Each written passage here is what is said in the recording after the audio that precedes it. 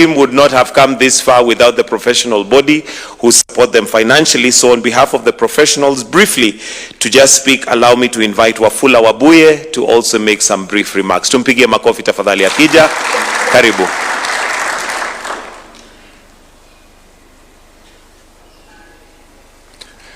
Your Excellency, the President of the Republic of Kenya, the CS for Sports and the CS for Cooperative, our members of Parliament, all protocols observed, good morning. Just to correct, I'm Wafula Wabuge and not Wafula Wabuge.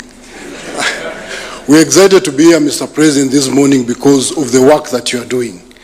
Our SG has enumerated the key things that you are doing in this country, and for us today, we are here to endorse the good work that you are doing, Mr. President.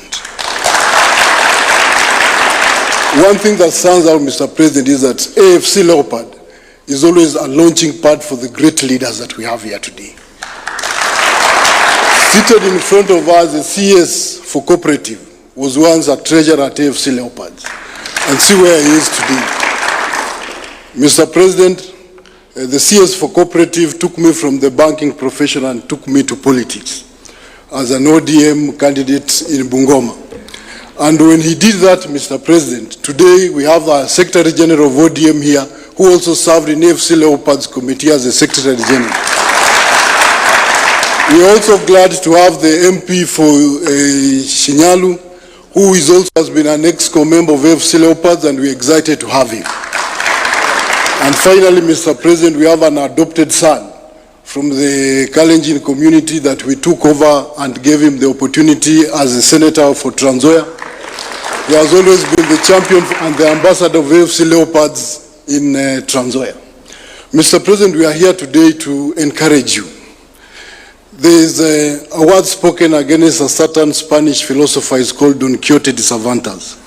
And he says that this man was always ready to dream the impossible dreams, to fight the unbeatable foe, to handle even when his hands were too weary to, that he was always ready to march into hell for a heavenly call for his people. When I was thinking about this quote, I wouldn't imagine the work that you have done.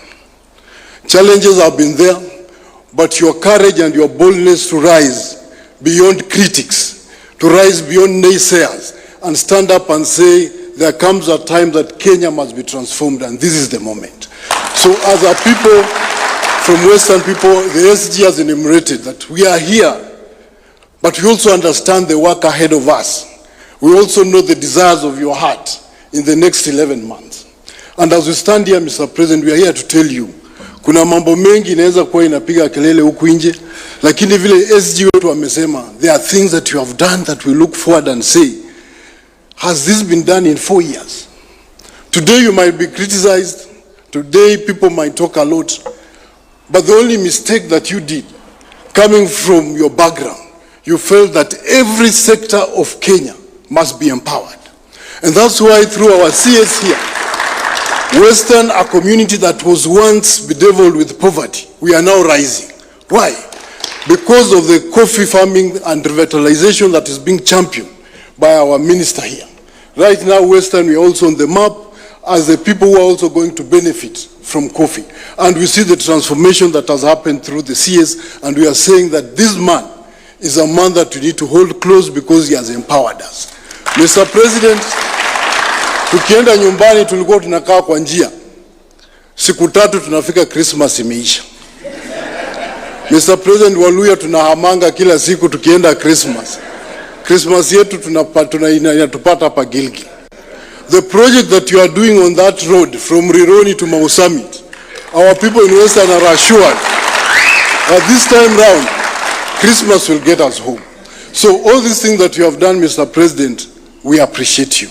I'll conclude by one thing, Mr. President, that your government has done and you did, but I feel your government has not taken enough time to just show what you have done.